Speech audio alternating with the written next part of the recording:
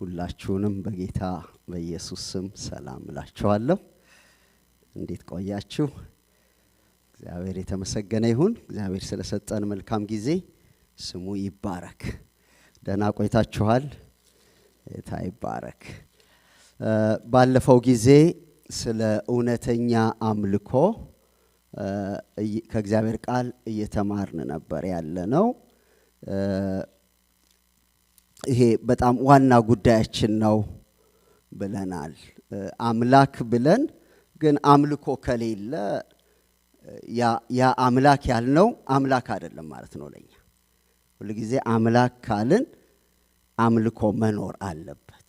የኛ አምላክ ደግሞ ሰማይና ምድርን የፈጠረው የዘላለም አምላክ እግዚአብሔር ነው እና ቁልፍ ጉዳይ ነው ይሄ ጉዳይ ብለናል። ለምንድን ነው መሰላችሁ? በጣም በሃይማኖት እየቆየን ስንመጣ ለእግዚአብሔር የሚገባው በጣም ዋና የሆነው ነገር በሌላ ነገር እየተተካ ይመጣል። ሌሎች ነገሮች እየተኩት ይመጣሉና የትኩረት አቅጣጫችን ሌላ ይሆናል እና ሌሎች ነገሮች ጥሩ ናቸው እንዳንሳሳት በጣም አስፈላጊ ሊሆኑ ይችላሉ። ግን እንደ አምልኮ ግን ዋና ነገር የለም ከእግዚአብሔር ጋር ባለን ግንኙነት እና ጥንቃቄ የሚፈልግ ነገር ነው። ሰይጣን አንዳንድ ጊዜ ቶታሊ እንዳናመልክ ያደርገናል። ሌላ ጊዜ ደግሞ የአምልኮ ትኩረታችንን ወደ ሌላ ሽፍት እንዲያደርግ ሳናቀው ሽፍት እንዲያደርግ ያደርጋልና እዛ ላይ በጣም ጥንቃቄ ማድረግ ቤተክርስቲያን በጣም ጥንቃቄ ማድረግ ያስፈልጋታል። ለምን? የቤተክርስቲያንንም ታሪክ በመታዩበት ጊዜ ቤተክርስቲያን በመንፈስና በእውነት እግዚአብሔርን እያመለከች ቆይታ ሂስቶሪካሊ ስታዩ ወደ ሌላ ነገር ትኩረቷና ልቧ አንዳንዴ ወይ ከመንግስት ጋር ትጋባለች፣ አንዳንድ ጊዜ የገንዘብ ይይዛታል፣ አንዳንድ ጊዜ ሶሻል ላይፍ በጣም ጥሩ ነገር ነው፣ ሶሻል አክቲቪቲ ይይዛታል። ከዛ በኋላ ግን ማዕከል የሆነው የተነሳችበት አምላኳን እግዚአብሔርን ትረሳለች እና በህይወታችሁ ውስጥ እሱን ነገር በጥንቃቄ ማሰብ አንዳንድ ጊዜ አቧራ ሲኖረው ማራገፍ ያስፈልጋል። ሲጋረድ ሲደበዝዝ ያንን ነገር ማንሳት ያስፈልገናል እና በጣም መሰረታዊ ጉዳይ መሆኑን ማሰብ ያስፈልገናል። እንግዲህ ባለፉት ጊዜያት ይሄ አምልኮ የሚለው ዋና ጉዳይ እንደሆነ አንስተን የዛሬ 15 ቀን ያነሳነው ነገር ምንድነው? አምልኮቻችን የሚገለጡት በምንድን ነው? መገለጫ አለው አምልኮ። አሁን አምልኮ ስንል ዝም ብሎ 4 ፊደል ብቻ አይደለም። የሚገለጥባቸው ዋና መንገዶች ምን እንደሆኑ ለማየት ሞክረናል። እነሱን አስታውሳቸዋለሁ። አንደኛው ቀጥተኛ አምልኮ ለእግዚአብሔር የምናቀርበው ይሄ ቅድም እንደዘመር ነው ዝማሬያችን፣ ስግደታችን፣ የምስጋናችን መስዋዕት፣ የከንፈራችን ፍሬ ለእግዚአብሔር የምናቀርበው፣ ለእግዚአብሔር የምንሰጠው ገንዘባችን፣ ቁጭ ብለን የእግዚአብሔርን ቃል ማዳመጣችን፣ ለእግዚአብሔር መስገዳችን፣ ስሙን መጥራታችን፣ መጾም፣ መጸለያችን ቀጥታ ከእግዚአብሔር ጋር ባለ ግንኙነት ውስጥ ለእግዚአብሔር የምንሰዋው መስዋዕት፣ መንፈሳዊ መስዋዕት እሱ አምልኳችን ነው። እሱ የሌላቸው ሰዎች በጣም ችግር ውስጥ ነው ያሉት። ሌላ ነገር ሊኖረን ይችላል ግን ጸሎት ጊዜ ሊኖረን ያስፈልጋል። የእግዚአብሔርን ስም የምንጠራበት ጊዜ ሊኖረን ያስፈልጋል። የእግዚአብሔርን ቃል በእውነትና በመንፈስ ሆነን የምናዳምጥበት ጊዜ ያስፈልገናል። እንደዚህ ተሰብስበን ደግሞ በዝማሬያችን ልዑሉን ከፍ ከፍ የምናደርግበት ወደ ሰማይ ከመላእክት ጋር አንድ ላይ ተደምሮ በእግዚአብሔር ፊት የሚቀርብ መስዋዕት ያስፈልገናል። ሁለተኛው ያ ብቻ ደግሞ አይደለም። መጽሐፍ የሚያስተምረን ብለናል በቅዱስ ሕይወት የመኖር አምልኮ። ቀደም ፋሲሌም ጸሎት ላይ ሲናገር ነበር። ላይፍ ስታይላችን ሁሉ እግዚአብሔርን የሚያመልክ ሰው የሕይወት ኑሮ ሊገለጥበት ያስፈልጋል እና አንድ ሰው እግዚአብሔርን አመልካለሁ ብሎ ግን ከሚያመልከው እግዚአብሔር ጋር የሚጋጭ ነገር ካለ እሱ እውነተኛ አይሆንም። ያነሳነው ትዝ ይላችኋል። አንደበቱን ሳይገታ ልቡን እያሳተ እግዚአብሔርን አመልካለሁ የሚል ሰው በራሱ ነው እየቀለደ ያለው፣ ከንቱ ነው የሱ አምልኮ ይላል እና ከታይ ዝቅ ብሎም ከዓለም እድፈት ራስን ማንጻት ነው አምልኮ። እውነተኛ አምልኮ እግዚአብሔር ደስ የሚሰኝበት እና አምልኳችን የህይወት አካሄዳችንንም ሁሉ ያጠቃለለ ነው ብለናል እና በተለይ አሁን ታውቃላችሁ ክርስቲያንነት እና ኑሮ ተፋተዋል። ሰዎች ክርስቲያን ነን ይላሉ፣ ያንን የሚገልጥ ነገር አታገኙባቸው። እንደውም ሽታው ራሱ በላያቸው ላይ ያለፈም አይመስል እና ይሄ በጣም ጥንቃቄ ያስፈልገዋል። በንስሐ እየታጠብን በእግዚአብሔር ቃል እያደግን ቅዱስ ሕይወት መኖር ያስፈልገናል። ሶስተኛ ያነሳነው ነገር ምንድነው? አምልኳችን መልካም የማድረግ እና ለሌሎችም የማካፈል። ሐዋርያው የዕብራውያን ጸሐፊ ምንድነው ያለው?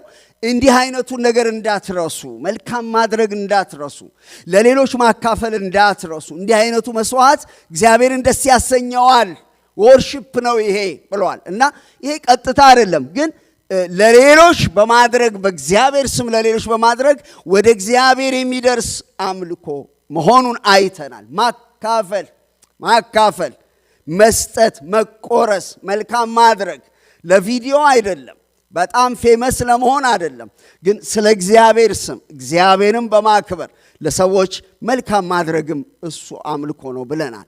አራተኛው በእግዚአብሔር ቤት የምንሰጠው አገልግሎት፣ ድቁናው፣ ዝማሬው፣ ጸሎቱ፣ ምክሩ፣ የተለያዩ አገልግሎቶች ይኖሩናል፣ በዛ ይገለጣል ብለናል። ሰላም ናችሁ? እግዚአብሔር የተመሰገነ ይሁን። ዛሬ ቁልፍ ቃላት ላነሳ እፈልጋለሁ። ይሄን አምልኮ የሚለውን ነገር ስናስብ የታወቁ ናቸው። ነገር ግን ሁል ጊዜ እነዚህ የአምልኳችንን አቅጣጫ ጉዳዮች እንድናስብ ያደርጉናል። እነሱ ምንድናቸው? እግዚአብሔር አምልኮን ይፈልጋል፣ አምልኮ ይገባዋል፣ ለአምልኮ ይቀናል። ይፈልጋል፣ ይገባዋል፣ ይቀናል። እግዚአብሔር ደግመዋለሁ፣ አምልኮን ይፈልጋል የምንለው ነገር ነው።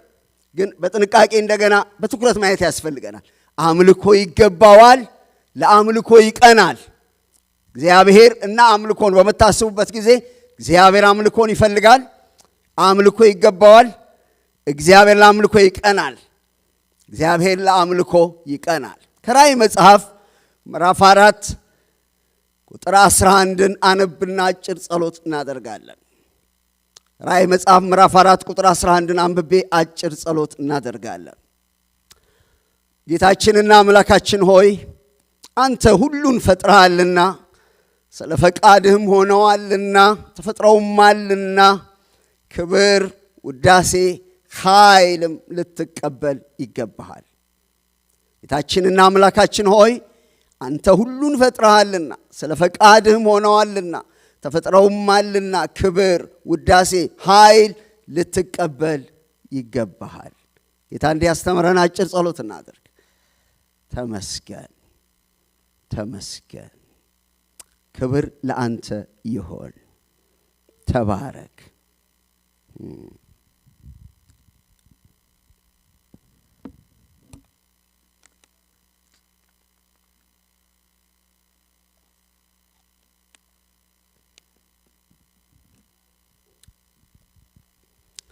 እግዚአብሔር አምላካችን ሆይ በዚህ ስላለህ እናከብርሃለን።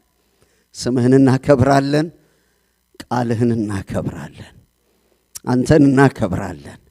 እንደተጻፈ አንተ ክብር፣ ምስጋና፣ ውዳሴ፣ ኃይልም ልትቀበል ይገባሃል። እኛም ይሄንን ላንተ እናቀርባለን። እግዚአብሔር ሆይ ቃልህ የከበረ ነው። ቃልህ እውነት ነው፣ ስተት የለውም። ቃልህ ይፈጸማል። ሰማይና ምድር ያልፋል እንጂ ቃልህ አይለወጥም። እግዚአብሔር ሆይ ቃልህ እውነት ነው። በዚህ ጊዜ ቃልህን አሳስበን፣ ቃልህን ግለጥልን፣ ቃልህን መግበን፣ የእውነት መንፈስ ወደ እውነት ሁሉ ምራን። በተለይም ደግሞ ዋና የሆነው ካንተ ጋር ባለን ግንኙነት ዋና የሆነውን የአምልኮን ጉዳይ በመንፈስና በነፍሳችን ውስጥ እንደገና እንድታቀጣጥለው እጸልያለሁ፣ እንድትገልጠው እጸልያለሁ። እግዚአብሔር ሆይ ወደ አምልኮ ሙላት እንድትወስደን እጸልያለሁ። ሃሌሉያ። እግዚአብሔር አምላካችን ሆይ በዚህ ተመላለስ፣ በክርስቶስ በጌታችን ስም አሜን። እግዚአብሔር አምልኮ ይገባዋል። ራእይ ምዕራፍ 4 ምዕራፍ 5 ላይ እነዚህ ቃሎች በግልጽ ተቀምጠዋል። ሁለት ጊዜ ቅድም ያነበብኩት ምዕራፍ 4 ላይ ልትቀበል ይገባሃል ይላል። ምዕራፍ 5 ላይም እንደዚሁ ደግሞ ቁጥር 12 ላይ የታረደው በግ ኃይልና ባለጠግነት ጥበብም ብርታትም ክብርም ምስጋናም በረከትም ሊቀበል ይገባዋል ይላል። ራእይ ምዕራፍ 4 እና ምዕራፍ 5 የሰማዩን አምልኮ ነው። ዮሐንስ በራእይ በመንፈሱ ወደ ሰማይ ሄዶ በሰማይ ለእግዚአብሔር የሚቀርበው አምልኮ ምን እንደሚመስል ነው ያቀረበልን። በጣም ሞዴል የሆነ ነው። እንዴት እንደምናመልክ አምልኮ ምን እንደሆነ በጣም ሞዴል መውሰድ ካስፈለገን ራእይ ምዕራፍ 4 እና 5 ፍጹም የሆነ በሰማይ ለእግዚአብሔር የሚደረገው አምልኮ ምሳሌ ይሆነናል። እና ምዕራፍ 4 ላይ ለእግዚአብሔር አብ የቀረበ አምልኮ ነው። ምዕራፍ 4 ላይ እና ምን ይላል? ቁጥር 9 ላይ እንስሶቹም በዙፋኑ ላይ ለተቀመጠው ከዘላለም እስከ ዘላለም በሕይወት ለሚኖረው ለእርሱ ክብርና ውዳሴ ምስጋና በሰጡት ጊዜ ይላል። በዙፋኑ ላይ ለተቀመጠው ይላል። አብ ነው በዙፋኑ ላይ የተቀመጠው። ምዕራፍ 4 መግቢያውም ላይ አለ እና በዙፋኑ ላይ ለተቀመጠው የቀረበ አምልኮ ነው። ምዕራፍ 5 ላይ ደግሞ ለታረደው በግ ለእግዚአብሔር ወልድ የቀረበ አምልኮ ነው። አንዳንድ በዚህ በክርስትና ስም የሚጠሩ አንዳንድ ሃይማኖቶች ወይም አንዳንድ ሰዎች ከክርስትናም ውጪ ያሉ ስለ ኢየሱስ ክርስቶስ ባላቸው አስተምሮና አስተሳሰብ ኢየሱስ ክርስቶስ አንድ አይሁዳዊ እንደሆነ አንድ ሰው እንደሆነ ወይም ነብይ ብቻ እንደሆነ እንጂ አምላክ እንደሆነ አያምኑ። ግን የራእይ ምዕራፍ 5 በጣም ይሄንን ጉዳይ ትምህርት ቤትም ስማር ስለ ክርስቶስ በማጠናበት ጊዜ በቃ ቁርጥ ያለ መልስ የሰጠኝ ምዕራፍ 5 ነው።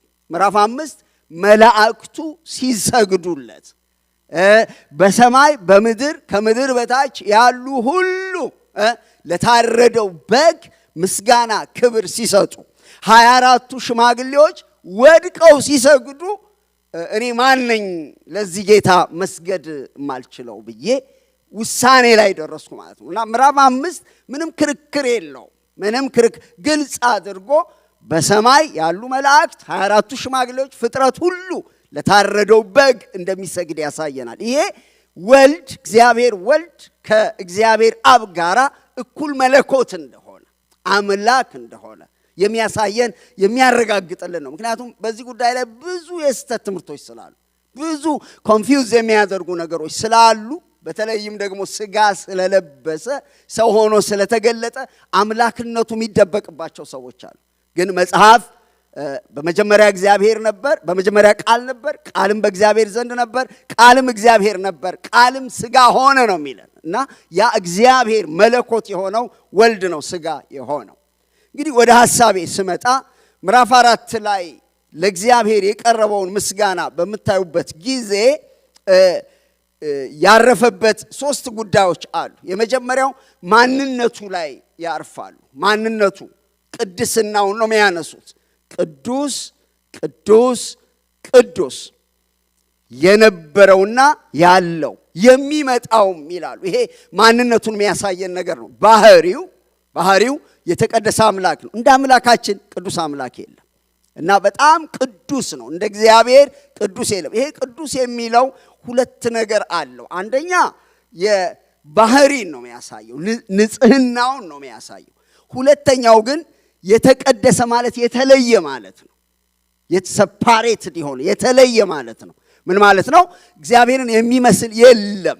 እግዚአብሔር ቅዱስ ነው ስንል ሞስትሊ የምናስበው ንጽህናውን ክፋት የሌለበት ኃጢአት የሌለበት ነውር የሌለበት መሆኑን ነው የምናስበው። ልክ ነው። ግን መጽሐፍ ቅዱስ ነው እግዚአብሔር ሲል ከዛ ደግሞ አልፎ እግዚአብሔር የተለየ ነው ማለት ነው። ምን ማለት ነው? ለምሳሌ እኔ አሁን ሰው ነኝ። ከኔ ጋር ተያይዞ አማኝ በመሆኔ ቅዱስ ሕይወት ይኖራል ብባል ባህሪዬን ነው የሚያሳየው። ግን እኔ የተለየሁ ነኝ ማለት አልችልም። ለምን? እናንተ ሁሉ ሰዎች ናችሁ። እንደኔው እጅ አላችሁ፣ እግር አላችሁ፣ ማንነታችሁ እንደኔው ነው። ስለ እግዚአብሔር በምናነሳበት ጊዜ ግን እግዚአብሔርን የሚመስል እንደ እግዚአብሔር ያለ ቅድምም ሲነገር እንደነበረው ማንም የለም ማለት ነው። ቅዱስ የሚለው ነገር የተለየ ነው፣ ብቻውን ነው፣ የሚመስለው የለም ማለት ነው። ስለዚህ አምልኳቸውን በሚያቀርቡበት ጊዜ የእግዚአብሔር ማንነት ያነሳሉ። ከዛ ጋር ደግሞ ዘላለማዊነቱ የእግዚአብሔርን አምላክነት የሚነግረን የነበረ ያለ እና የሚመጣ ይሄ የምናመልከው እግዚአብሔር ጅማሬም ፍጻሜም የሌለው አምላክ ነው። ይሄ ነው አሁን ከአእምሮአችን የሚያልፈው። ሃው እንላለን። የኛ አእምሮ ሁል ጊዜ ያንዳንዱ ነገር መነሻ አለው፣ ከዛ ሂደት አለው፣ ከዛ ደግሞ ማለቂያ አለው። ልክ ነን። ፍጥረት በሙሉ እንደዚሁ ነው። የተጀመረበት ጊዜ አለ። ሰው ይሁን ዩኒቨርስ ይሁን ጋላክሲዎቹ ይሁኑ የተጀመሩበት የተነሱበት ጊዜ አላቸው። የሚኖሩበት ዘመን አላቸው። የሚያበቁበትም ዘመን አለ። ወደ እግዚአብሔር በምንመጣበት ጊዜ ግን የኔና የናንተ አምላክ በዚህ መጽሐፍ የተገለጠው አምላክ የነበረ ያለና የሚኖር ጅማሬም ፍጻሜም የሌለው ነው። አልፋና ኦሜጋ ነው የዘላለም አምላክ እግዚአብሔር እና የነበርክ ያለህ ይሉታል። ይሄ እንግዲህ እንመራመር ካልን እንፈነዳለን። መቼ ጀመረ? እሱ ራሱ ከየት መጣ? እኛ ከሆነ ነገር የመጣ አምላክ አይደለም የምናመልከው። ኤግዚስት ያደረገ ያለ የነበረና ለዘላለም የሚኖር ጅማሬም ደግሞም ፍጻሜ የሌለው ይህን የምናየውንና ማናየውን ዓለም ካለመኖር ወደ መኖር ያመጣ እጅግ ታላቅ የሆነ ከአእምሮ ከመረዳት የሚያልፍ አምላክ ነው ምናመልከው። ይህንን ይገልጣሉ፣ ይህንን ያሳያሉ። እና ደጋግሜ እንደምላችሁ የሆነ ሪሊጅን ቦክስ ውስጥ አይደለም የገባ ነው። ይሄንን በጣም ማይቲ የሆነ አምላክ፣ ይሄን ታላቅ የሆነ አምላክ፣ ማንም የሚመስለው የሌለ አምላክ፣ ገናና አምላክ፣ እሳት የሆነ አምላክ፣ ማንም ሊቀርበው ማይችል አምላክ we worship such kind of God። እንደዚህ አይነት አምላክ ነው ምናመልከው።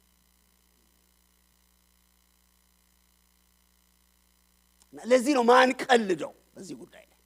ለዚህ ነው ወደ ግራ ወደ ቀኝ ማንለው። እና እግዚአብሔርን የትኛውም ፍልስፍና የትኛውም ምርምር ሊተነትነው አይችልም ራሱ ስላልገለጠ።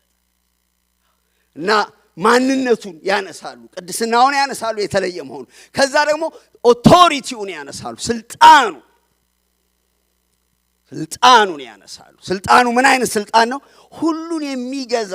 ይሄ ወርድ ፕሌይ የቃላት እንትን በቃ ይለመዱና በደንብ እንትን አናረጋቸው። ምን ማለት ሁሉን የሚገዛ እንደዚህ አይነት ስልጣን በዓለም ላይ የለም። ያው አሜሪካን ታያላችሁ፣ በጣም ታላቅ አገር ናት። አሁን የተመረጡት ትራምፕ አሁን ያንን ተጠቅመው እንዴት በየሀገሩ ታሪፍ አድርጌያለሁ እያሉ እንዴት እንትን እንደሚያደርጉ ታያላችሁ። ስልጣን ማለት ምን ማለት እንደሆነ ምናልባት የአፍሪካ መሪ እንደዚህ ሊያደርግ አይችል፣ እንትኑ ጠባብ ነው። የእሳቸው ስልጣን እንኳን እንዴት በየቀኑ ምን ይሉ ይሆን ምን ያመጡ ይሆን እየተባለ እንዴት እንደሆነ እዩ።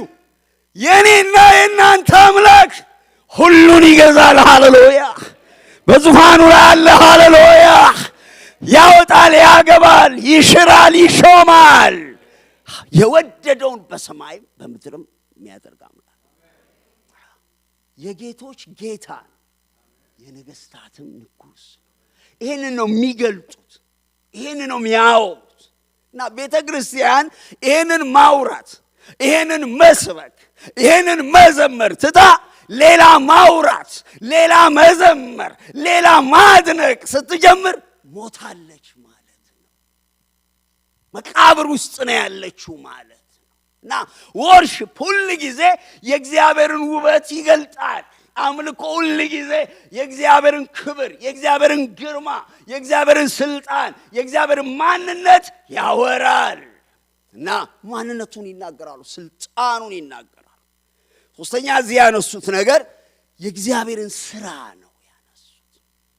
ምን ይላሉ? ቁጥር 11 ላይ ገባ ብሎ የተጻፈውን ማነበው ጌታችንና አምላካችን ሆይ እንትን አለው። ይሄ እንትን እንዳትሆኑ በጣም እንድትነቁ አሳስባችኋል። ይሄ በፍጹም አእምሮህ በፍጹም ኃይልህ በፍጹም ነፍስ እግዚአብሔርን አምልክ የሚለው አምልኮ መረድ አእምሮህ ማለት በደንብ ገብቶን ማለት ነው። ኃይልህ ማለት በሙሉ ሰውነት ማለት ነው። ነፍስ ማለት በሙሉ ፈቃድህ ማለት ነው። እና ምንድነው እንትልላችሁ ፈልገው ነገር ስንዘምር ምን ዘምረውን ወርድ ከደስታ ሐሴት ከማድረግ ባሻገር ሲገባን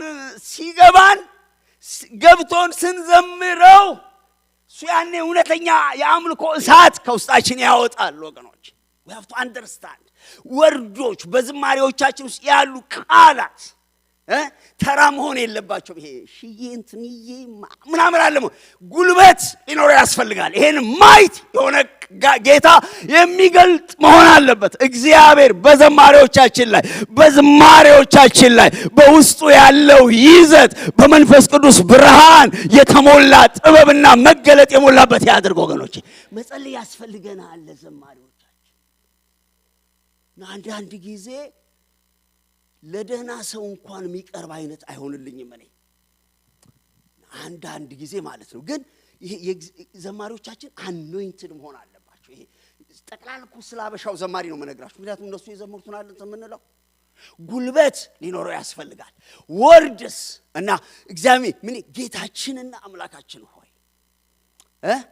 እኔ አሁን ይሄ ኢየሱስዬ ከማለት ጌታችንና አምላካችን ሆይ ብንል ደስ ይለኛል። እንዲሁ ሪሌሽንሺፓችን ላይ ስንጸልይ ልንለው እንችላለን ቅርበት ስላለ፣ ግን ጌታችንና አምላካችን ሆይ ዊዝ ኦቶሪቲውን ስትጠሩት ጌታችንና አምላካችን ሆይ ሲባል it is worth ያረከዋል። አያችሁ እንት ማለት አይደለም። ይሄ በጣም ወደ ሌላ አንተ እንድትገቡ አይደለም መጠቀም የለባት። ግን ሞስትሊ የጴንጤው መዝሙር ያየ ኢየሱስ ዩዩ እያለ ይሄ በጣም ግርማ ያለው ኃይል ያለው ቢብሊካል የሆነ እግዚአብሔር ማጅስቲ የሚገልጡ ቃላቶች እየጠፉበት ስለሆነ አሁን የተስፋዬን መዝሙር ሲይዋቸው ጌታ አምላካችን ብዙ ጊዜ ጌታ አምላካችን ሆይ የሚል ቃል አለው። አለበዛማ ጋሽዬ እንትንዬማ እኔም ጋሼ ይባላለሁ፣ ፍጹምዬ ይባላለሁ፣ ከብዬ ይባላለሁ፣ እንትናዬ ይባላለሁ። መጥፎ ነው ማለት አይደለም። እሱን በግል ተጠቀሙ። ይሄ በግል ስትጸልዩ ሪሌሽንሺፕ ላይ ተጠቀሙ። ግን ይሄ ፐብሊክ ወርሺፕ በሚሆንበት ጊዜ የእግዚአብሔርን ይሄ ምን ማለት መሰላችሁ አንድን ጀነራል አቶ እንትና እንደማለት አይነት ነው የሚሆነው። ደህና ናችሁ? አሁን እንኳን ምንም እንትን ማይስጣችሁ ሰዎች አሉ። ይሄ የት ነው ታዲያ እግዚአብሔር ጌታ አምላካችን ነው የሚባለው? እዚህ ካልተባለ የት ይባላል? እንትን ነው መንፈሳችሁ ማነሳሳው ለምንድን ነው? ይሄ ጠለቅ ወዳለ መረዳት ወዳለው የእግዚአብሔርን ማንነት ወደሚገልጥ ነገር እንድንገባ ነው። ስንጸልይም በጸሎታችን እግዚአብሔርንም ስንናገር ስንጠራም እንደሱ እኔ በጣም ማደንቃቸው ሰዎች አሉ። አሁን የይሁዳን መልእክት ያዕቆብን መልእክት በመታነቡበት ጊዜ ምን ብለው ነው የሚናገሩት? እኔ ያዕቆብ የኢየሱስ ክርስቶስ እኮ ሃፍ ብራዘር ነው የማርያምና ዮሴፍ እኮ ልጅ ነው፣ ወንድሙ እኮ ነው። ግን እኔ ብጽፍ ኖሮ የኢየሱስ ክርስቶስ ወንድም በደንብ አስምሬበት ጎላ አድርጌ ደጋግሜ ነበር የምጽፈው። እንደዛ ነው የሚል የኢየሱስ ክርስቶስ ባሪያ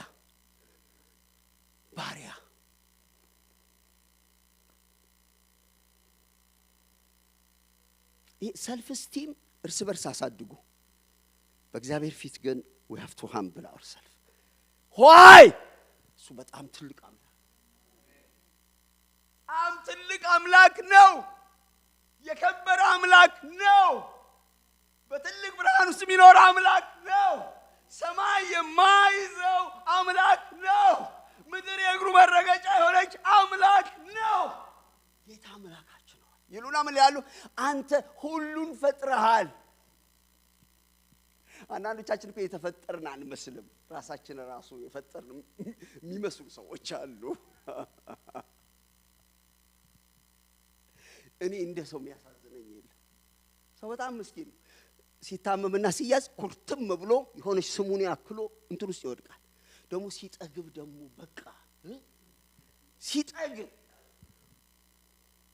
እሱ ደግሞ ይታገስና የሆነች ማስተንፈሻ ይሰጠዋል እና ምን ያጎበዝ ሄደ እየተባለ ያልቅለታል ማለት ነው። ፍጥረት ነን፣ የተፈጠርን ነን። እግዚአብሔር ወዶ አክብሯቸው ሊሆን ይችላል። ሰዎችን ጥበብና ዕውቀት ሰጥቷቸው ሊሆን ይችላል። ስልጣን ሰጥቶ ሊሆን ይችላል። ሀብት ሰጥቶ ሊሆን ይችላል። ስቲል የተፈጠርን ነን እና ሁሉን ፈጥረሃል። ሁሉን ስራ ያስደንቃል። የፍጥረት ስራው ያስደንቃል። ጋላክሲዎቹ በቢሊየን የሚቆጠሩ ጋላክሲዎች፣ ከዋክብቱ የማይቆጠሩት ሰማያትን የሞሉት ፀሐይና ጨረቃ፣ ምድርና በውስጧ ያሉት፣ ባህርና በባህር ውስጥ ያሉት የአምላካችንን ኃይልና ጥበብ የሚያሳዩ ናቸው። የኛ እግዚአብሔር ትልቅ አምላክ ነው። ሃሌሉያ ሃሌሉያ።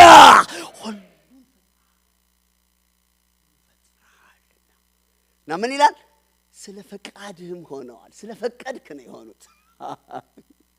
እኔ የተወለድኩት እናትና አባቴ ስለተገናኙ አይደለም፣ እግዚአብሔር ስለፈቀደ ነው። እግዚአብሔር ስለፈቀደ ነው ይሁን። እና በመፈጠሬ በጣም እግዚአብሔርን አመሰግናለሁ። ለምን እንደሆነ ታውቃላችሁ? ባልፈጠር ኖሮ ድኜ መንግስተ ሰማያት አልገባም፣ ኤግዚስት አላደርግም። ስለ ፈቃድህ ሆነዋል። ፕሊዝ እግዚአብሔር የሆነ እሁድ እዚህ ቸርች ውስጥ አስቀምጠ ነው ብቅ አድርገ ነው ምናምን አስቀምጠው አይደለም። በጣም ትልቅ አምላክ ነው እና ይደነቃሉ። ሰማያት የእግዚአብሔርን ክብር ይናገራል። ቀን ለቀን ይናገራል። አንደኛው ቀን ሲጨርስ እግዚአብሔር ታላቅ ነው ብሎ ለሌላኛው ቀን ያስተላልፋል። ሌላኛው ቀን ለሌላኛው ቀን እግዚአብሔር ታላቅ ነው ብሎ ድምጽ የለም፣ አይሰማም። ግን እያንዳንዱ ቀን ለሌላው ቀን የእግዚአብሔርን ታላቅነት እየተናገረ ያስተላልፋል። አመታቱ በሙሉ ቀኖቹ በሙሉ በደንብ ብታዳምጧቸውና ድምጽ ቢኖራቸው ቀኑን ሲጠቀልል እግዚአብሔር ትልቅ ነው ብሎ ነው የሚሰጠው።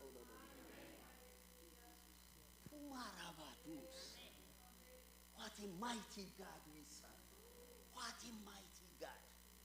What wonderful God. ምን አይነት አምላክ ነው! ፕራውድ ልታፍሩ አይገባም። በጣም ወደ ግልጥ በጣም መውጣት ያለባቸው ሰዎች እኛ ነን። What a mighty God we serve.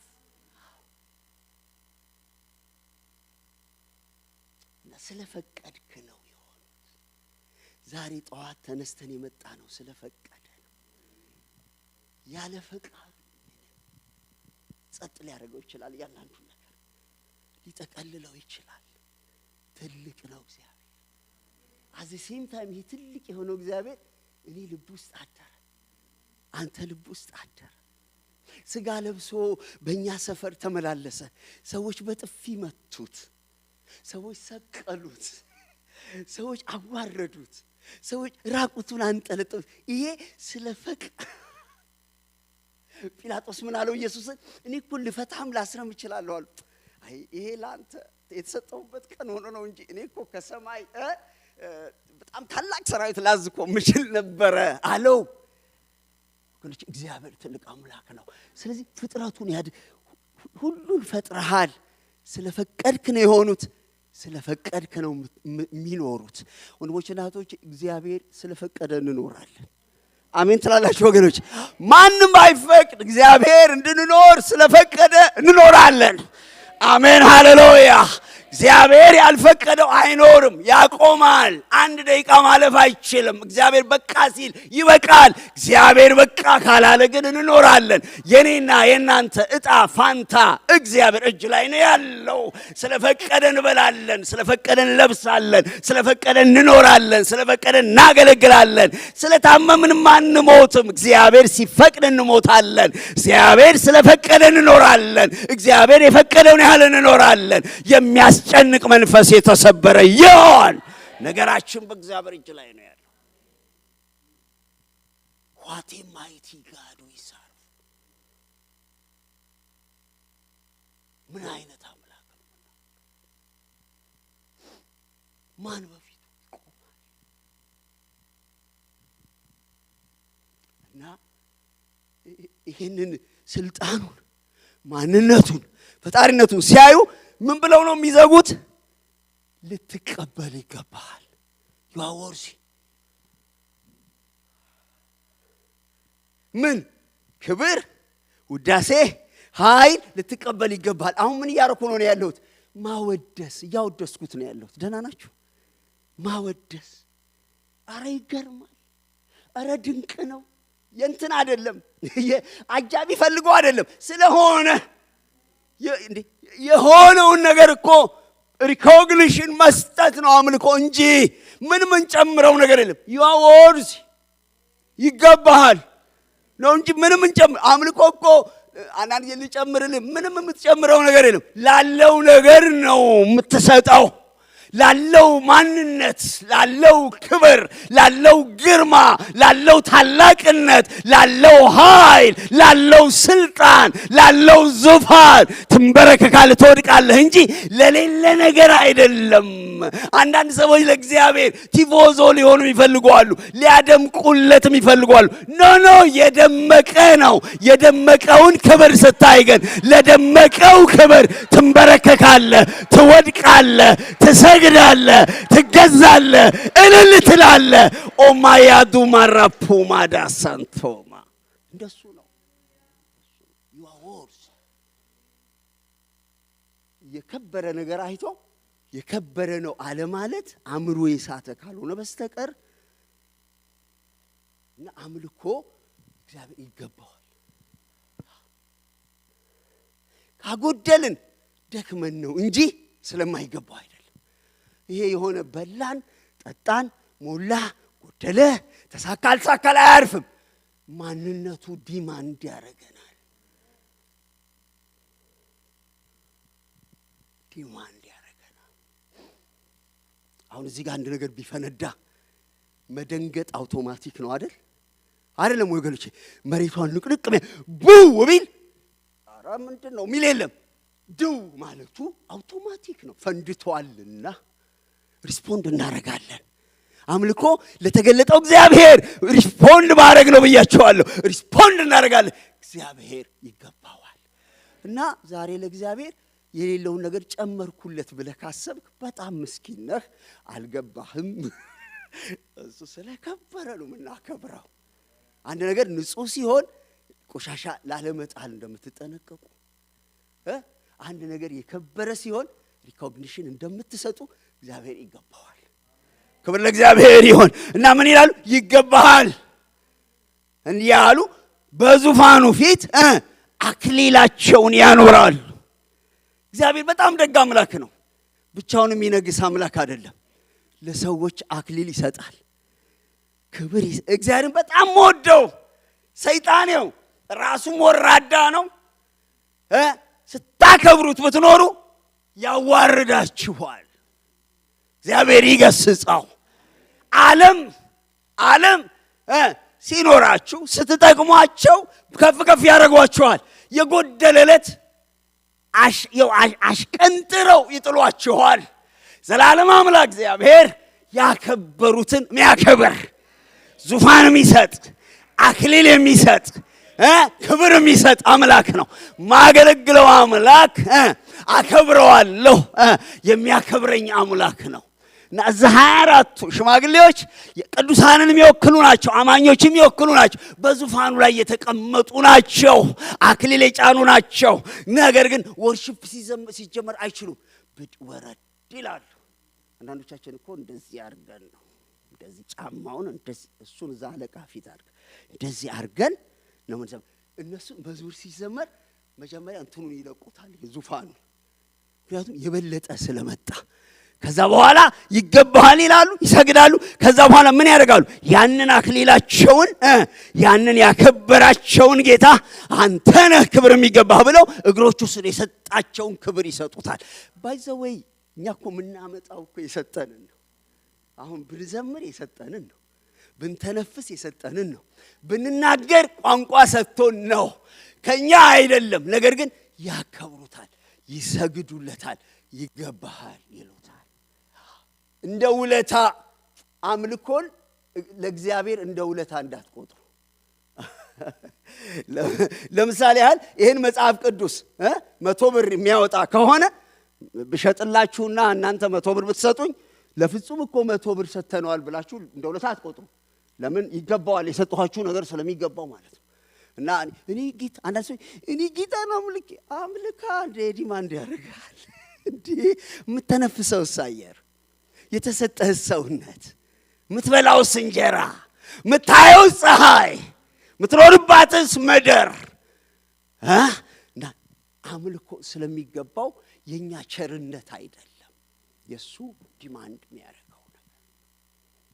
ምዕራፍ 5 ላይ ጌታ ኢየሱስ ክርስቶስ የተገለጠው በመዋጀት ስራው ነው። በጣም አስደናቂው ነገር ከወደቅን በኋላ በኃጢአት ከወደቅን በኋላ ከእግዚአብሔር ከተለየን በኋላ ወንድሞችና እህቶች እንዳትረሱ ማሳስባችሁ ነገር የቁጣ ልጆች ነበርን፣ የተረገምን ነበርን፣ ፍርድ የሚጠብቀን ነበርን በኃጢአት ስለተወለድን። ምናልባት የሞራል ሰው እንኳን ብንሆን ነገር ግን አንድ መበደላችን አይቀርም። ነገር ግን የኛን ኃጢአት የኛን በደል በመስቀል ላይ ተሸክሞ ኢየሱስ ክርስቶስ ዋጋ ከዚህ የሚበልጥ ፍቅር የለም። ሰዎችን ኃጢአት ቅዱስ የሆነው አምላክ እግዚአብሔር ፊቱን እስኪያዞርበት ድረስ ራሱን በመስቀል ላይ ላንተ ብራዘር፣ ላንቺ፣ ለኔ ይሄ ቅዱስ አምላክ በግላችን ራሱን ሰጠን፣ ደሙን አፈሰሰ። እኔ በሱ ምትክ ረገማለሁ አለ፣ እሞታለሁ አለ፣ ዕዳውን ከፍላለሁ አለ፣ የሚከፈለውን ዋጋ ሁሉ ከፍላለሁ ብሎ በደሙ ዋጀ ሰዎች። ስለዚህ ምን ይላሉ? መላእክቱ ናቸው የሚዘምሩት። በጣም ይገርማል። ይሄ የመዋጀት ስራ ለመላእክቱ አይደለም፣ ለሰው ልጆች ነው። ግን ምን ይላሉ? የታረደው በግ ኃይል፣ ባለጠግነት፣ ጥበብ፣ ብርታት፣ ክብር፣ ምስጋና፣ በረከት ሊቀበል ይገባዋል። ሂዝ ወርዚ ይገባዋል። ሌላ ቢኖር ሊሰጠው ይገባዋል። ምን ሆኗል? ታርዷልና ስለኛ በእኛ ምትክ ሞቷልና መርገማችንን ወስዷል። የዘላለም ቅጣታችንን ወስዷል። በእኛና በእግዚአብሔር መካከል የነበረውን የጥል ግድግዳ አፍርሷል። ስማችን በሕይወት መጽሐፍ እንዲጻፍ አድርጓል። የእሱ ካህናት እንድንሆን አድርጓል። ከእሱ ጋር እንድንነግስ ከሲኦል ፈንታ መንግሥት አዘጋጅቶልናል እና ሊቀበል ይገባዋል። የእግዚአብሔር ማንነት፣ የእግዚአብሔር ስልጣን፣ የእግዚአብሔር ሥራ፣ የፍጥረት ስራው፣ የማዳን ስራው እግዚአብሔርን እንድናመልከው እግዚአብሔርም አምልኮን እንዲቀበል የተገባው አድርጎታል። ጌታ ይባረክ። ሁለተኛ ነገር ላንሳ። ሁለተኛው ነገር ላይ ሁለቱን አያይሽ። እግዚአብሔር አምልኮን ይፈልጋል፣ ለአምልኮም ይቀናል። ይፈልጋል እግዚአብሔር። አንዳንድ ሰው ምን ይላቸዋል? በሆነ እንትኑ ላይ ወይ ጠርቷችሁ እንደው ወይ ሳትገኙ ብትቀሩ ምንም አይደለም ይላችኋል። ምንም አይደለም የሚባል ነገር አለ እኮ። እግዚአብሔር በአምልኮ ላይ ምንም አይደለም አይልም። ምንም አይደለም አይልም። ይፈልጋል። የእግዚአብሔር ፍላጎት ነው። ዮሐንስ ወንጌል 4:23-24 እግዚአብሔር መንፈስ ነው፣ የሚሰግዱለትም በእውነትና በመንፈስ ሊሰግዱለት ያስፈልጋቸዋል። እንደነዚህ ያሉትን እግዚአብሔር ይፈልጋል ይላል። እንደው ሰርች ያደርጋል። እንደነዚህ ያሉት የትኞቹን? በእውነትና በመንፈስ ከውስጣቸው ከልባቸው። እንትኑ ሊለያይ ይችላል አቀራረቡ፣ ግን ከልባቸው የሚያመልኩትን እግዚአብሔር ይፈልጋል። ከመፈለጉ የተነሳ እግዚአብሔር ለአምልኮ ይቀናል። ዘጸአት 23 ከእኔ በቀር ሌሎች አማልክት አይሆኑልህ። ከዛ ማቴዎስ 10:37 ላይ ከኔ ይልቅ የሚወድ ከኔ በቀርና ከኔ ይልቅን የምትጽፉ ካላችሁ ጻፏችሁ። ከኔ በቀር እና ከኔ ይልቅ። ከኔ በቀር ማለት ሌላ አዳት አድርግ። ይሄ ምንድነው? የአሁኑ መኪና ሃይብሪድ ነው የሚባለው። ሃይብሪድ ኤሌክትሪክም እንትንም ሃይብሪድ ወርሺፕ የለም። ይሄ ተቀላቀለ የለውም። ከኔ በቀር ማለት ብቻዬን ማለት ነው። ይሄ በጣም ቁልፍ ነው። ለእስራኤል የነገረው ይሄንን ነው። በሰማይ ይሁን በምድር ይሁን ከምድር በታች ይሁን ሌላ አማልክት አይሆኑልህ ይላል። ማቴዎስ 10:37 ላይ ደግሞ ከኔ ይልቅ እናቱንም ይወድ አባቱንም ይወድ ልጁንም ይወድ ለኔ ሊሆን አይገባውም ይላል። ስለዚህ እግዚአብሔር ቀናተኛነቱ ከኔ በቀርና ከኔ ይልቅ የሚልቅ እኛ ከጌታ በላይ እናትን መውደድ ይገባል፣ ልጅን መውደድ ይገባል፣ ሰውን መውደድ ይገባል። ግን ከእግዚአብሔር ሲልቁ ግን አማልክት ይሆናሉ። ከዛ እግዚአብሔር ይጠብቃችሁ። እና አንዳንድ ሰዎች በጣም ያልቃሉ። ሚልቅባቸው ነገር አለ። እኔነታቸው ይልቃል፣ ብልጥግና ይልቃል፣ ገንዘብ ይልቃል፣ ምቾት ይልቃል፣ ዓለም ትልቃለች። እኔና እናንተ ግን ከጌታ በላይ የሚልቅ ነገር የለም። እልቃለሁ የሚል ካለ ቦታህን ያዝ እንለዋለን። የላቀ አለ፣ በእኛ ልብ የላቀ አለ፣ በእኛ አእምሮ የላቀ አለ፣ በእኛ ነፍስ የላቀ አለ፣ በሰማይ በምድር የላቀ አለ። እሱም እግዚአብሔር አምላካችን ነው፣ በዙፋኑ ላይ ያለው አምላክ እና ይፈልጋል። ቀናተኛ ነው። እንዴት ነው የሚፈልገው? ከሁሉ በላይ ሆኖ መመለክ ይፈልጋል። ሰላም ነው። ከሁሉ በላይ የላቀ ሆኖ መመለክ ይፈልጋል። ከሚስት የላቀ፣ ከልጅ የላቀ፣ ከገንዘብ የላቀ፣ ከኛም የላቀ፣ ከክብር የላቀ ሆኖ መመለክ ይፈልጋል። አሁን ምንም ችግር የለውም። ግን ሁለቱ አብረው ሲመጡ ያኔ እንፈተናለን። አብረው ክብርና እግዚአብሔር ሲመጡ፣ እግዚአብሔርና ነፍሳችን ሲመጡ፣ እግዚአብሔርና ልጆቻችን ሚስቶቻችን ሲመጡ። ዋችማን የሚባል አንድ በጣም በቻይና ውስጥ የነበረ ሰባኪ ነበር እና ቻይና ራሽያ ዋችማን ከሁለቱ ሀገሮች አንዱ ነው እና ቻይና ነው ራሽያ ነው ቻይና ነው እና የኮሚኒስቶች ስብሰባ ተደርጎ የቤተክርስቲያን መሪዎችን ሁሉ ጋብዘው ኢየሱስ ክርስቶስን ይሳደቡ ነበር እና ሚስቱ አጠገቡ ነበረች። እሱ አገልጋይ ነው እና ተነስተህ በኢየሱስ ላይ የሚተፋውን ምራቅ አትጠርግም አለችው። እኔ ተነስቼ ይሄንን ነገር ብቃወም ያለ ባል ትቀሪያለሽ አላት። ምን እንዳለች ታውቂያለሽ? ኢየሱስ ሲነቀፍ ማይቆም ባል አልፈልግም አለችው እና ቆሞ ተናገረ። እዛው ነው መሰለኝ የሞተው። እስር ቤት ውስጥ ጣሉት፣ እድሜውን በሙሉ ጣሉት። ለምንድን ነው ይሄ? ምን ማለት ነው? ሞኝነት አይደለም። እግዚአብሔር ይበልጣል። አሜን ትላላችሁ ወገኖች? እግዚአብሔር ይበልጣል። ደግሞ እግዚአብሔር ነፍሱን ስለኔ የሚያጠፋ ያገኛታል፣ አይከስርም። እና እግዚአብሔር በልጦ መመለክ ይፈልጋል። አንድ ነገር ልነግራችሁና ወደሚቀጥለው ሐሳቤ መሄድ እፈልጋለሁ። መመለክ የሚፈልጉ ነገሮች እንዳሉ እንዳትረሱ። ሰይጣን በከፍተኛ ሁኔታ ሁለት ነገር ይፈልጋል። አንደኛ እግዚአብሔርን ማምለክ እንድናቆም ይፈልጋል።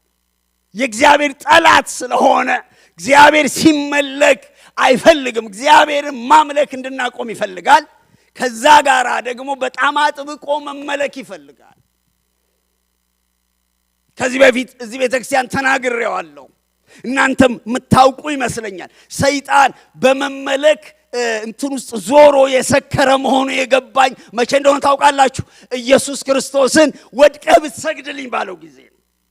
እኔን ቢለኝ ምንም አይደለም፣ ነገር ግን የእግዚአብሔርን ልጅ ኢየሱስን ወድቀህ ብትሰግድልኝ የሚል ንግግር ሰክሯል ማለት ነው። በመመለክ ፍላጎት ስካር ውስጥ ነው ያለው ማለት ነው። ኢየሱስ ክርስቶስ ከመለሳቸው መልሶች ሁሉ በጣም ተቆጥቶ የመለሰው ይሄኛውን ነው። ከአራቱ ጥያቄዎች ሂድ አንተ ሰይጣን፣ ለጌታ ለአምላክ ብቻ ስገድ፣ እሱንም ብቻ አምልክ ተብሎ ተጽፏል። ሰይጣን ኢየሱስን ከጠየቀ አንተን ዝም አይልም። ሞኝ እንዳትሆን። ሰይጣን ዝም ብሎ ኢትዮጵያ ውስጥ ቅቤ ሲቀባ ምናምን ስላየህ እንትን ላይ ይሄ እንጨት ላይ በጣም ሞኝ እንዳይመስል ስማርት ነው፣ በጣም ስማርት ነው። ዓላማው መመለክ ነው። እግዚአብሔር ያዋርደው። ሰዎች መመለክ ይፈልጋሉ። ገንዘብ የሚያመልኩ ሰዎች አሉ፣ ቁስ የሚያመልኩ ሰዎች አሉ፣ መኪናቸውን የሚያመልኩ ሰዎች አሉ፣ ቤታቸውን የሚያመልኩ ሰዎች አሉ፣ መልካቸውን የሚያመልኩ ሰዎች አሉ። በጣም ምስኪን ነው፣ ብዙ ነገር ያመልካል። እኔና እናንተ ግን ጣዖታትን ሰባብረን ጥለናል። እሱን አልቀነዋል። እሱ ሊልቅ ይገባዋል። እሱ ሊነግስ ይገባዋል። እሱ ሊከብር ይገባዋል። ጉልበታችን ለሱ ይንበረከካል። አንደበታችንም ኢየሱስ ጌታ ነው ይላል። ሃሌሉያ። በዛ ነው እና እግዚአብሔር ይፈልጋል፣ ግን ብቻውን ነው መመለክ የሚፈልገው። ከማንም ጋር የማይካፈለው ነገር ቢኖር አምልኮ ነው። ለምንድን ነው? እሱ ብቻ ነው አምላክ።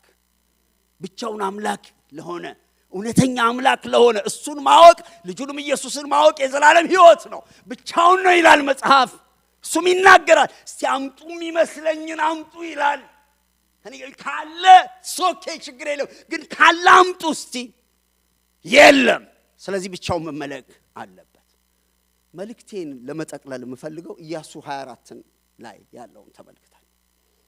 እግዚአብሔር አምልኮ ይፈልጋል፣ አምልኮ ይገባዋል፣ ለአምልኮ ይቀናል። ይሄ ይቀናል የሚለው ነገር በባልና ሚስት ውስጥም ያለ ነው። በእውነተኛ ባልና ሚስት ውስጥ ይሄ እንደው በጣም መንቀጥቀጥ ሳይሆን ሚስት አምላክና ሚስት ወይም ባል አንድ ብቻ ነው። ሁለት ሚስትና ሁለት ባል፣ ሁለት ጌታ በጣም ከባድ ነገር ነው እና ያንን ቃል ነው የሚጠቀመው። ይሄ ሚስት ምንድነው የምትፈልገው? ባሏ የሷ ብቻ እንዲሆን ነው። ባል ምንድነው? ሚስቱ የሱ ብቻ እንድትሆን የሚፈልገው። ሌላ ነገር ልትወስዱበት ትችላላችሁ፣ ግን ሚስቱን ከነካችሁ ግን በጣም ከባድ ነገር ነው እና እግዚአብሔርም የሱ ብቻ እንድንሆን ይፈልጋል። አሜን ትላላችሁ ወገኖች? የሱ ብቻ በጣም ይወደናል። አምልኮም የሱ ብቻ እንዲሆን ይፈልጋል። ማቴዎስ ኢያሱ 24 በጣም የታወቀ ክፍል ነው። እዛ ጋር ያሉ ነጥቦች አሳይቻችሁ ወይም አስታውሻችሁ አልፋለሁ። ከ11 እስከ 15 በኢያሱ አገልግሎት መጨረሻ ላይ እግዚአብሔር በኢያሱ በኩል የኪዳኑን ሕዝብ የእስራኤልን ሕዝብ ያሳሰበው የጠየቀው ነገር ነው። አሁንም እግዚአብሔርን ፍሩ፣ በፍጹም ልብና በእውነተኛ ልብ አምልኩት። ከ11 እስከ 15 በአባቶቻችሁ በወንዝ ማዶ በግብፅ ውስጥ ያመለኳቸውን አማልክት ከእናንተ አርቁ፣ እግዚአብሔርንም አምልኩ። እግዚአብሔርን ማምለክ ክፉ መስሎ ቢታያችሁ አባቶቻችሁ በወንዝ ማዶ ሳሉ ያመለኳቸውን አማልክት ወይም በምድራቸው ያላችሁባቸውን የአሞራውያንን አማልክት ታመልኩ እንደሆነ የምታመልኩትን ዛሬ ምረጡ። ሁለት ነገሮች ናቸው የተነሱት። የምን የዘር ማንዘር አምላክና በዛ ጊዜ ኤግዚስት ያደረጉበት ምድር አማልክት። በሕይወታችሁ ውስጥ ያሉ ፈተኖች ሁለቱ ናቸው። የዘር ማንዘር አማልክት ይዋጓችኋል። የተሰበሩ የሆነው የአባቶቻችሁን ጣዖታት ታመልኩ ከሆነ ይታገሏቸዋል። የአባቶቻቸው ጣዖታት ይስቧቸዋል፣ ያባብሏቸዋል፣ ይታገሏቸዋል። ለምን አመለጡኝ ይላል ያ ጣዖት። ዛሬ የተወጋ ይሆን የአያቴ ቅድመ አያት የአባቶቻችን የዘር ማንዘር ስፒሪት በጌታ በኢየሱስ ስም የተወጋ ይሆን፣ የፈረሰ ይሆን፣ የተመታ ይሆን። አያችሁ በዘር ውስጥ እየመጣ አይሰለጥንብንም፣ ግን ፋይት ያደርጋል። ለእስራኤል ይሄንን ነው ያለው። ነፃ ከወጡ በኋላ የአባቶቻችሁን አማልክት በዚያ በከናን ያመለኩትን እነሱን ታመልኩ እንደሆነ ወይ ጥሩ ነው ሄዱ ካማራችሁ። ከዛስ ያላችሁባቸውን ከናናውያን ደግሞ ገና አዲስ ምድር ነው ኤግዚስት የምታደርጉባቸው። ውጊያችን ከቀደሙ ፋሚሊ ውስጥ ይውላችሁ። አንዳንድ ፋሚሊ ውስጥ ውሸት፣ አንዳንድ ፋሚሊ ውስጥ ትዕቢት፣ አንዳንድ ፋሚሊ ውስጥ ዝሙት፣ አንዳንድ ፋሚሊ ውስጥ ጥላቻ ከነከሱ አይተውም። አንዳንድ ፋሚሊ ውስጥ ነፍሰ ገዳይነት፣ አንዳንድ ፋሚሊ ውስጥ ብቻ አለ የሆነ ከርስ አለ። እንደዛ የወረደ ፋሚሊ ውስጥ ይገባል። የተሰበረ ይሆን ያንን ኮንፌስ እያደረጉ መስበር ያስፈልጋል። አንዳንድ ፋሚሊ ውስጥ ጠጪነት፣ አንዳንድ ፋሚሊ ውስጥ ጭንገፋ፣ አንዳንድ ፋሚሊ ውስጥ ስንፍና የተሰበረ ይሆን the name of Jesus ይሰማል። እና እንዳትመጻደቁ። ይሄ ፋሚሊያችሁ ውስጥ ያለ ነገር የምታውቁት ካለ በጌታ በኢየሱስም አፈራርሰው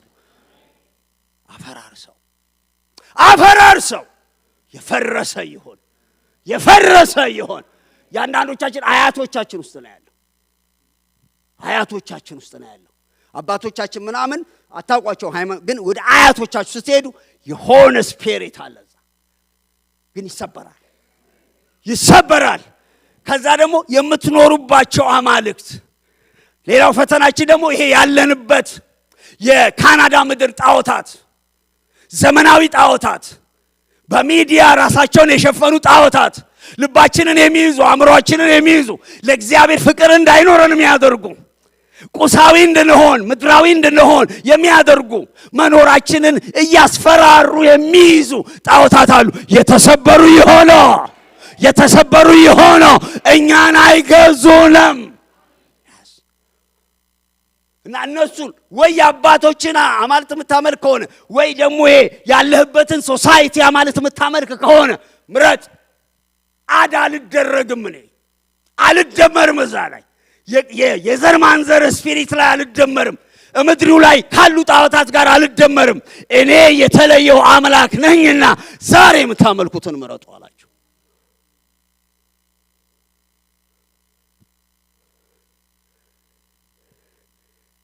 ሰይጣን እንደሚናደድ አውቃለሁ። ይህን ስናገር ሰይጣን የቱ ያናድደዋል? እግዚአብሔር ይረዳችኋል፣ ከናንተ ጋር ነው ያለው፣ በርቱ፣ ያስታግራችኋል ብል ምንም አይመስለውም። ይሄ ግን መሰረቱን ያፈርሰዋል፣ ድል ፈንታም እንዳይኖረው ያደርጋል። እና እግዚአብሔር ይጠይቃል፣ ታመልኩኛላችሁ ሆይ ብሎ ይጠይቃል። አልካዱም እኮ ግን ይጠይቃቸው። መቼ ነው ይጠይቃቸው? በምድረ በዳ አይደለም፣ ከነዓን ከገቡ በኋላ ነው። ደህና ናችሁ ወይ? እኔ በጣም ደህና ነኝ። ስፒሪት የሚነግረኝ you are right ይለኛል። አረንጓዴ መብራት ነው የሚያሳየኝ። ቀጥላለሁ እና ይጠይቃቸዋል። ምንም ይጠይቃቸው። መቼ ነው ይጠይቃቸው? ከነዓን ከገቡ በኋላ ነው።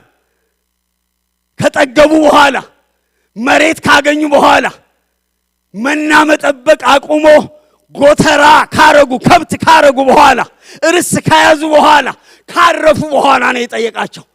በምድረ በዳ ቢሆን ኖሮ ምግብ ከዛ ነው የሚመጣው፣ ውሃ ከዛ ነው የሚመጣው፣ የት እንሄዳለን ምናምን። አንዳንድ ሰው እኮ እስኪሳካለት ነው እንደዚህ የሚያደፍተው።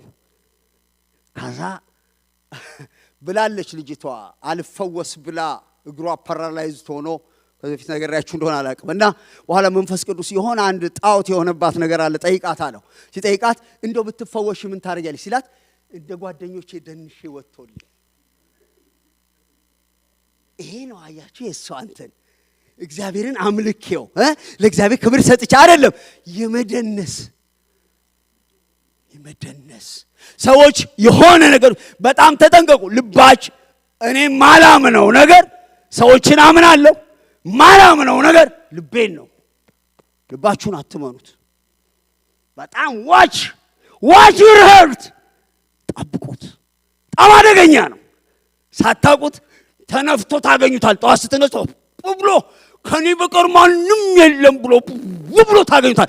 ወይ በትዕቢት ወይ በጥላቻ ወይ በጣም አዋቂ ነህ ብሎን ወይ የሆነ ነገር ብሎን ልባችን ዲሲቭድ እንዳያረገን እግዚአብሔር ልባችንን ይጠብቀልን። አሜን ሃሌሉያ። ከነዓን ከገቡ በኋላ ነው የተጠየቁት። ማለት ከተመቻቸ በኋላ አሁን ሴቭ ነኝ ካሉ በኋላ እግዚአብሔር ጠየቃቸው። ሁለተኛ መቼ ጠየቃቸው? ኢያሱ ሊሞት ካለ በኋላ። ኢያሱ መሪያቸው ነው። ኢያሱ ታላቅ ሰው ነው እና ኢያሱ ሊሞት ነው።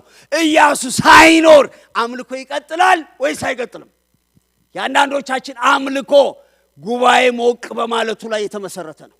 የአንዳንዶቻችን አምልኮ በፓስተሮች ላይ የተመሰረተ ነው፣ በአገልጋዮች ላይ የተመሰረተ ነው። ነገር ግን እኔና እናንተ አንድ ነገር ነግራቸው፣ እነዚህ ነገሮች ያስፈልጉናል።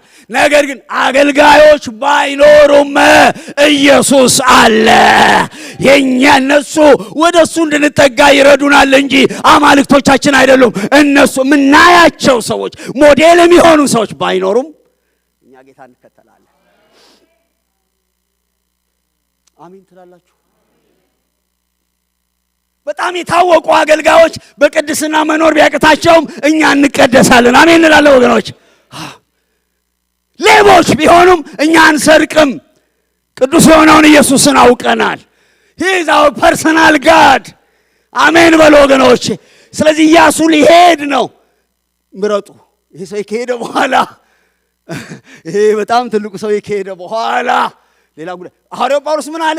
እኔ ስኖር እንደምትታዘዙ ፊልጵስዩስ ሰዎችን በማልኖርበትም ጊዜ መታዘዛችሁን ፈጽሙ ይላል። እና ይሄ አምልኳችሁ ህይወታችሁ ሰው ፊት ላይ ያረፈ አይሆን።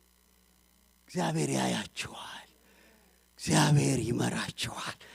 ሶስተኛ ከፊታቸው ክፉ ዘመን ስላለ እግዚአብሔር ነገን ያያል። የመሳፍንት ዘመን ከፊት አለ። ሰው ሁሉ እንደፈለገ የሚኖርበት ዘመን፣ እነሆ ደግሞ እግዚአብሔር የማይመለክበት ዘመን ከፊት አለ። ያንን ያየ እግዚአብሔር ዛሬ እንዲወስኑ አደረጋቸው። ወገኖች ለምንድን ነው እግዚአብሔር እንደዚህ ሰብስቦ የሚናገረን? ከፊታችሁ ደግ ዘመን አይደለም ያለው፣ እርኩሰት የበዛበት፣ ክህደት የበዛበት፣ አመጻ የበዛበት ዘመን ከፊታችን አለ። ዛሬ የታጠቅነው ወገብ ነገራችን ነገ ያሻገረናል። ምን እንደሚል ታውቃላችሁ? እዛ ቦታ ላይ ለኢያሱ ቃል የገቡት ሰዎች በሕይወታቸው ዘመን ሁሉ እግዚአብሔርን አመለኩ ይላል። አዲስ ጄኔሬሽን እስኪነሳ ድረስ ቃል የገባው ህዝብ አመለከ። አንዳንዶቻችሁ አሁን የምንነግራችሁ ነገር ብዙ ትርጉም ላይ ሰጣችሁ ይችላል። ለነገ ግን ስንቅ ነው። ለነገ ስንቅ ነው። ነገ ለሚመጣው የጨለማ ጊዜ ስንቅ ነው። እግዚአብሔር የተመሰገነ ይሁን። ይሄንን ነው የጠየቃቸው። ምንድነው ያላቸው? ምረጡ፣ ዲሲሽን አድርጉ። ዛሬ የውሳኔ ቀን ነው። አሜን በሉ ወገኖቼ። ያልተዋችሁት ነገር ካለ ለመተው፣ ኢየሱስን ያላነገሳችሁ ከሆነ ለማንገስ፣ ከእግዚአብሔር ጋር ለመታረቅ፣ መንገዳችሁን ለማቅናት ዛሬ ነው የኔና የናንተ ጊዜ። አሁን ነው። ጮሃለሁ፣ አሁን ነው። ከዚህ በኋላ ምን እንደሚሆን we don't know። ከእግዚአብሔር ጋር ባለን ግንኙነት ለነገ የምንቀጥረው ነገር የለንም። ዛሬ ምረጡ አላቸው። እስቲ ገብታችሁ ተማከሩ። ዛሬ ምረጡ አላቸው። ኢያሱ ምን አለ? እነሱ ድምጻቸውን ከመስጠታቸው በፊት የኢያሱ ውሳኔ በጣም አስደናቂ ነው። እኔና ቤቴ እግዚአብሔርን እናመልካለን። እና ቤቴ እግዚአብሔርን እናመልካለን። የእነሱን ድምጽ ካዳመጠ አንዳንድ ሰው ማጨብጨቡን አይቶ ነው። ካጨበጨብክ ይውል ራስ ብቻ ነው አጨብጭብ። እንትና ቢያጨበጭብ ባያጨበጭብ አብቶ ሄም አንተ አጨብጭብ። ኢያሱ ጠየቃቸውና ምንም ምላሽ እንኳን ባይሰጡም ምን አለ? እስቲ እኔ በሉ። አቤት እኔ ብቻዬንም በሆን ጌታን አመልካለሁ። ክብር ለእግዚአብሔር ይሁን። በጣም ማደንቀው ሁለተኛው ነገር ፋሚሊውን የጠቀለለ ውሳኔ ነው። እግዚአብሔር ቤታችሁን አሳልፎ ይስጣችሁ። አይኖ ብዙ ስትራግል እንዳለ አውቃለሁ። ጌታ ይረዳችኋል። ማድረግ የሚገባችሁን ግን አድርጉ። ቤታችሁ ላይ መሰዊያ ይኑር፣ አምልኮ ይኑር። ቢያንስ እኔና ቤቴ ለማለት እግዚአብሔር ይርዳችሁ። ደግሞ ምርኳችሁን እግዚአብሔር ይመልሳል። ጌታ ይረዳችኋል። ያውቃል የምታልፉበትን ነገር። ግን ቤታችሁን አትርሱት። ቤታችሁን አትጣሉት። ቤታችሁ ግምት ውስጥ ይሁን። ጠቀለልኩ። እግዚአብሔር አምልኮን ይፈልጋል። አምልኮ ይገባዋል። ለአምልኮ ይቀናል። እግዚአብሔር እንጸልያለን።